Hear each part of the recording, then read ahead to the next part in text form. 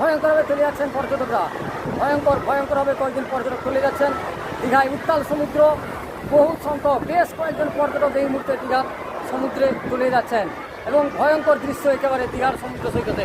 বিশাল বড় ঢোপা এসে আছড়ে পড়ছে এবং স্নানঘাটের কাছে বসে থাকার সময় বেশ কয়েকজন পর্যটক এই মুহূর্তে চলে যাচ্ছেন। একেবারে ভয়ঙ্কর দৃশ্য দেখছেন দীঘার সমুদ্র সৈকতে। দীঘার সমুদ্র বিশাল বড় ঢোপা এসে আছড়ে পড়ছে।